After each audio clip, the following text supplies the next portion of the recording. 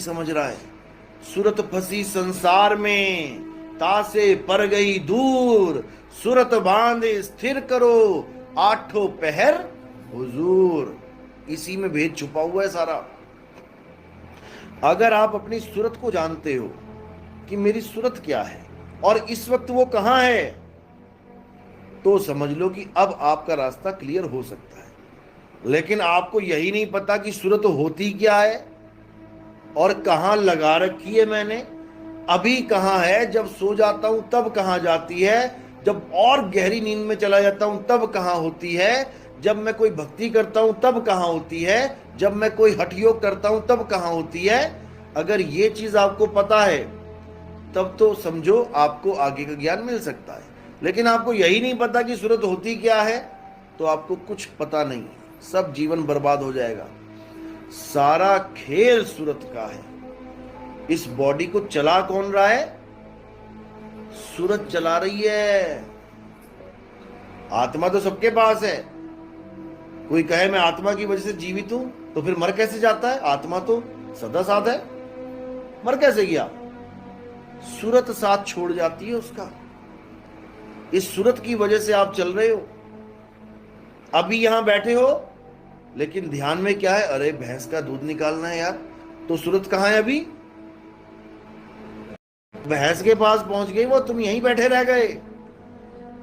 Teacher कहता ना बच्चे को, सुरत किथे तेरी, क्या पढ़ाया मैं दस। फिर बच्चा कहता है गुरुजी मैंने एक बार होर दस दो जी, मैं कुछ सोच रहा सी। यानी जहां तुम सोच रहे हो सूरत वहां चली गई तुम्हारी। इसी प्रकार ये पूरे ब्रह्मांड में घूम रही है। सूरत फंसी संसार में, तासे पर गई दूर, सूरत बांध स्थिर करो। कहां करो? कहां करें स्थिर? पत्थरों में, नदियों में, नालों में, मंदिरों में, मस्जिदों में, गुरुद्वारों में, फोटो में। फोटो में स्थिर कर ली तो छिपकली बन के रहना पड़ेगा फोटो के पीछे। पुरानी फोटो हिलाओ, क्या निकलता है बीच में से? छिपकलियां भागती हैं, 2 4 5 इधर से उधर से। वहां पे भी स्थिर नहीं करना है। सूरत कहां स्थिर होनी चाहिए? सूरत शब्द गुरु में स्थित होनी चाहिए। शब्द गुरु कह लो, तुम्हारा निज स्वरूप कह लो, मेरा आत्म स्वरूप कह लो, उसमें स्थिर होनी चाहिए। जब आत्म स्वरूप में स्थिर हो गई, अब वो अचल हो जाएगी। अब उसको ठिकाना मिल गया। यानी पहले वो चक्की में पिस रही थी, चक्की में कोई जगह है जहां बच जाए? चल रही है ना चक्की, कोई जगह है जहां बच जाए कोई दाना? कहां है? बस उस कील को ही ढूंढना है। वो कील ही एकमात्र जगह है जहां तुम पहुंच गए तो युगों युगों तक चक्की चलती रहे, लेकिन तुम बचे रहोगे। कारण क्या है कील का कि वो बचा लेगा?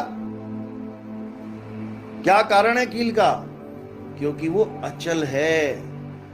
चक्की चलती है, कील नहीं चलती। हे अर्जुन, आत्मा अचल है। अचल को डिफाइन नहीं कर पाया कोई आज तक। अब कोई कहे मैं तो चल रहा हूं तो मेरी आत्मा भी चल रही होगी। नहीं चल रही है। मैं पूरी दुनिया में चला हूं, मेरी आत्मा नहीं चल रही है। जैसे घड़ी की सुइयां एक बार छोड़ो 1000 बार घूम लें, तो क्या कील भी उसके साथ घूम रही है? जिस कील में वो तीनों सुइयां अटैच हैं वो अचल है, और घड़ी की सुइयां घूमी जा रही हैं, घूमी जा रही, घूमी जा रही हैं। इसी प्रकार हम सब काया रूप में घूमी जा रहे हैं, घूमी जा रहे हैं, भटकी जा रहे हैं, लेकिन हमारा आत्मदेव अचल है। इसीलिए गुरु ग्रंथ साहब में बोला गया है कि अगर कोई पूजनीय है तो केवल एक ही वस्तु पूजनीय है, आत्मदेव पूजिए, गुरु के सहज सुभाए। अगर तुम पूजा करना चाहते हो तो केवल एक ही वस्तु है जो पूजनीय है, जिसका कभी जन्म और मरण नहीं होता। बोला ना 10वीं पातशाही ने, आदि अंत एको अवतारा, सोई गुरु समझो हमारा। तो आदि और अंत में एक ही अवतार है, वो वही मेरा गुरु है। तो बाकी कौन है? पहली पातशाही से 9वीं पातशाही, वो कौन है फिर? अगर हमारा एक ही गुरु है जो आदि अंत एको अवतारा, तो पहली पातशाही से 9वीं पातशाही तक वो लोग कौन है? कौन है वो लोग? संत हैं। गुरु ग्रंथ साहब गवाही देता है कि सेवा को दो ही भले, एक संत एक राम।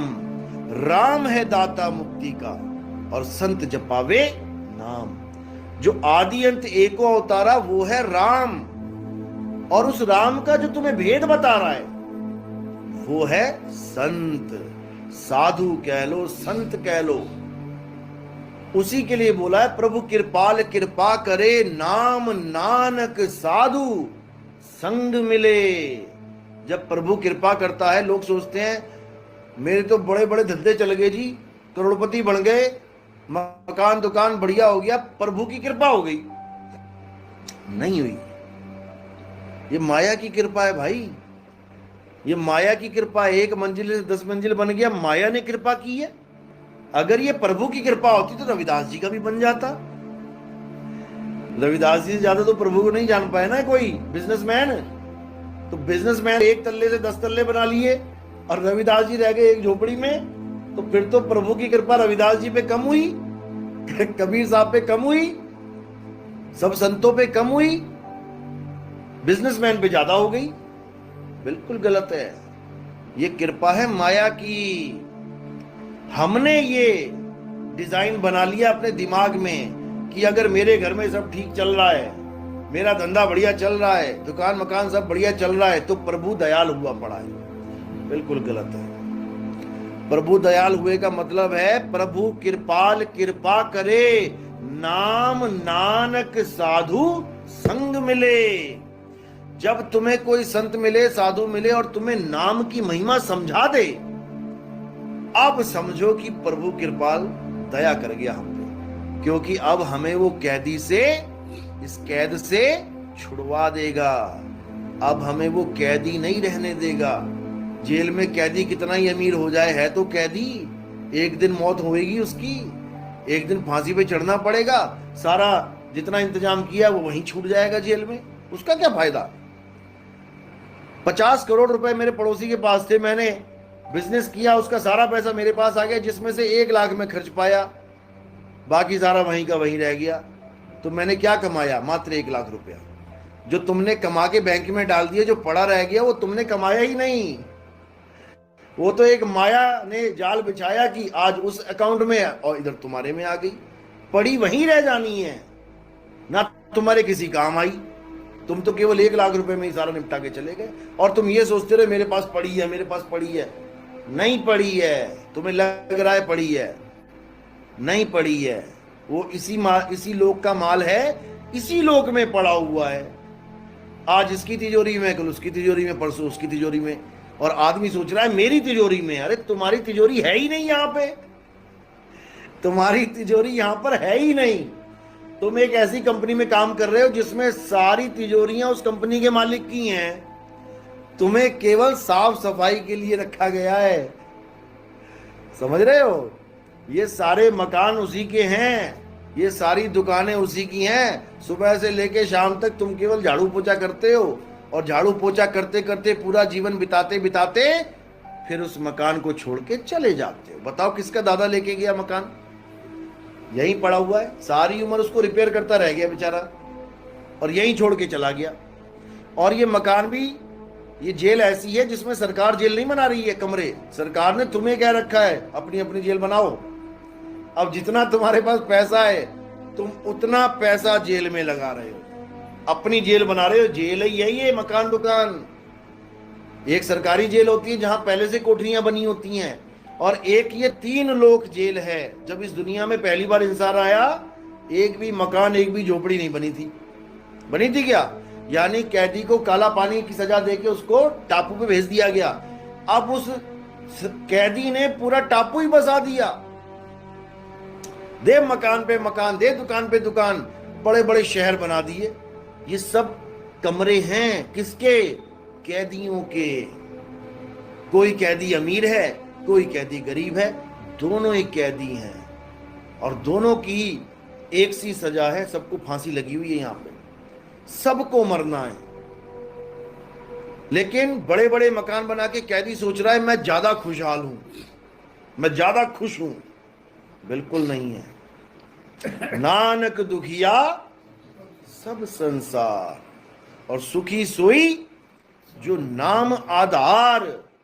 नाम आधार मतलब जो राम राम कर रहा है, जो ओम नमः भगवते वासुदेव कर रहा है, जो वाहिगुरु वाहिगुरु कर रहा है, वो क्या सुखी है? सुखी नहीं है भाई। सुखी वो है जिसके पास इस जीवन चलने की चाबी है, क्योंकि नाम ही चाबी है। बिन नामे जग कमला फिरे, गुरमुख नदरी आया। यानी सारी दुनिया नाम के बिना पागल हुई पड़ी है, पागल बनी पड़ी है। वो सोच रही है जो नाम मैं ले रहा हूं परमात्मा कभी नहीं होगी, क्योंकि हम गलती से 52 अक्षरी नाम को परमात्मा का नाम मान बैठे हैं।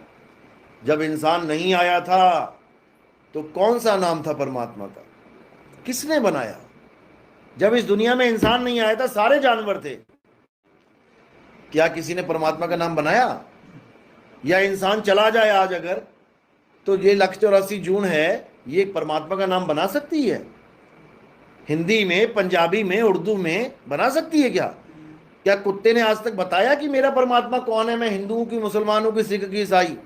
गाय बैल बकरी ने बताया कि मैं किस भगवान को मानती हूं, मैं किस धर्म की हूं? ये रोग केवल इंसान को लगा है, 52 अक्षरी रोग। इसी रोग को काटने के लिए कबीर साहब आते हैं। गुरु ग्रंथ साहब में क्या बोला उन्होंने?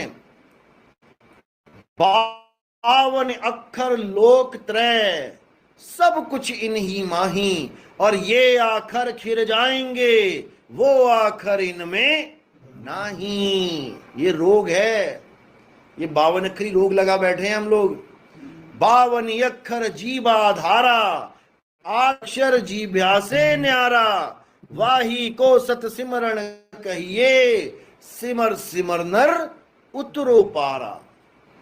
ये रोग लगा है हमें। वाहिगुरु वाहिगुरु, राम राम, अल्लाह अल्लाह, गॉड गॉड, कबीर कबीर, सब 52 अक्षर हैं। ये अक्षरों को जप रहे हैं हम लोग, और हमें लग रहा है कि हमारी मुक्ति हो जाएगी।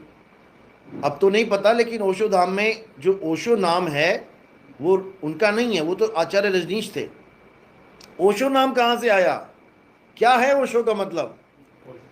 है ओशनिक नहीं, ओशो का मतलब है श्वासों में जो क्रिया चल रही है। ओ शो, जो आप सांस ले रहे हो, इसी को योगी ने कहा ओ से ओम, सो से सोहम, ओम सोहम, ओम सोहम। उसी को शॉर्टकट में ओ शो बना दिया, और ओशो के साथ भगवान लगाया, भगवान ओशो, क्योंकि वो इसी को भगवान मानते हैं। सारी दुनिया इसी को भगवान मानती है। ये आ रही है जा रही है तो जिंदा है, ये आना जाना बंद तो भगवान हो गया दूर और बंदा हो गया खत्म। महात्मा बुद्ध ने भी इसी की महिमा गाई है, आती जाती सांस की। विपासना करने गया है कभी कोई? नाम सुना है विपासना? क्या करवाते हैं वहां पे? हाँ, वहां पर पूरे बॉडी में ध्यान लगवाया जाता है पहले तो, उसके बाद जो आखिरी क्रिया है उनकी सांसों की क्रिया है। उसी को भगवान माना गया है कि वो है तो ये काया चल रही है, वो नहीं तो कुछ भी नहीं। लेकिन ये गलत ज्ञान है। कौन है जो बिना सांसों के भी जिंदा है, जिसको सांसों की जरूरत ही नहीं है? कौन है वो? आत्मा। आत्मा बिना सांसों के जिंदा है। आत्मा को सांसों की जरूरत ही नहीं है। सांसों की जरूरत किसे है? इस बॉडी को है, जिंदा रखने के लिए, आत्मा को नहीं। आत्मा को तो शस्त्र काट नहीं सकता, अग्नि जला नहीं सकती, वायु सुखा नहीं सकती, जल भिगो नहीं सकता, तो इसको खाना पीना, सांस लेना ना लेना, इससे कोई मतलब ही नहीं है। लेकिन कोई समझ नहीं पा रहा है। जिस दिन समझ में आ जाएगा उस दिन पैरों से जमीन निकल जाएगी।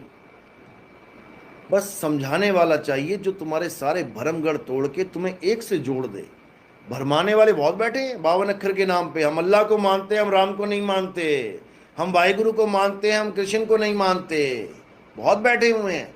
ये सब 52 अक्षर और शरीर का खेल है, केवल 52 अक्षर और शरीर का खेल है। हम कृष्ण जी के शरीर को नहीं मानते, हम तो शंकर जी के शरीर को मानते हैं। और दोनों शरीर बने किसके हैं? कितने तत्वों के बने हैं?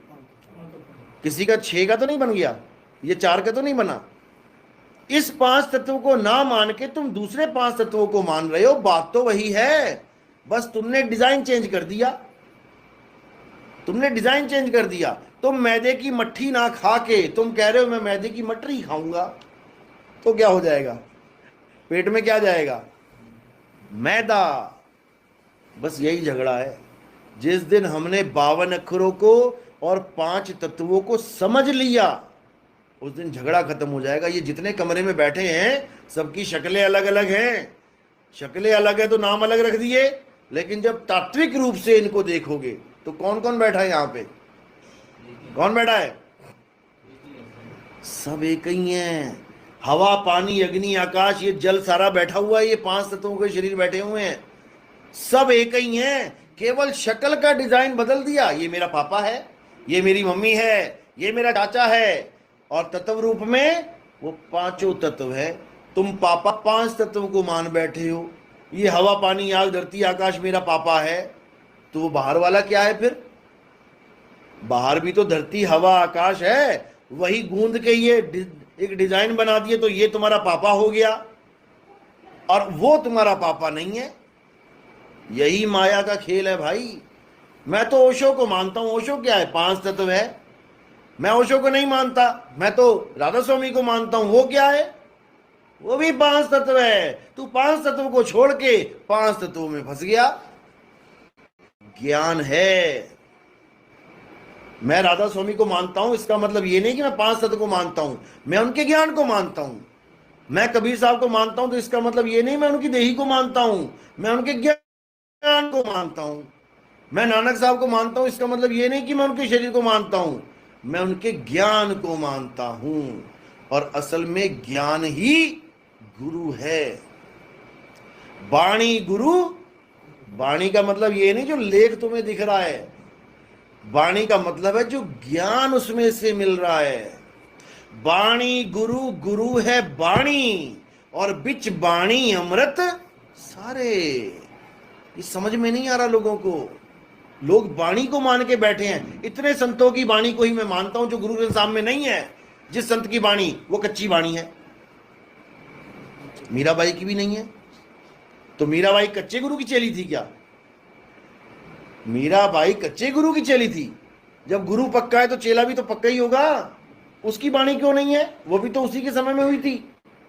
किसी लेडीज की वाणी क्यों नहीं है? सहजोबाई, मुक्ताबाई, महाराष्ट्र में मुक्ताबाई के नाम के झंडे गड़े हुए हैं, लेकिन हमारे ग्रंथ में नहीं है। तो इसका मतलब ये नहीं कि वो पूर्ण नहीं है, ऐसा बिल्कुल नहीं है। जो पूर्ण है उनकी वाणी पूर्ण है, और जो पूर्ण नहीं है उनको बोला है अगर वो वाणी लिखते हैं बिना अनुभव के, वो कच्ची वाणी है, कटेगी। वो कच्ची वाणी है, कटेगी। इसीलिए कच्ची और पक्की का भेद यही है कि जो अनुभव के साथ वाणी आती है वो पक्की वाणी है, और जो बिना अनुभव के सुनी सुनाई वाणी होती है, लिखने वाले लिखने लग जाते हैं, सोचते हैं अरे बहुत तुक्के मेल मेल के, और सोचते हैं मैं तो ब्रह्मज्ञानी हो गया। वो सब कच्ची वाणी है, कटेगी वो, क्योंकि उसका अनुभव नहीं हो सकता उससे। उसने लिख तो दी संतों की वाणियां देख देख के या संतों का सत्संग सुन सुन के, मेरा शब्द गुरु, मेरा परम पिता परमात्मा, मेरा ये मेरा वो, लेकिन कौन है वो शब्द गुरु जानते हो क्या? नहीं जी, अनुभव तो नहीं हुआ। फिर काहे को लिख दी वाणी है? ये सब कच्ची वाणी है।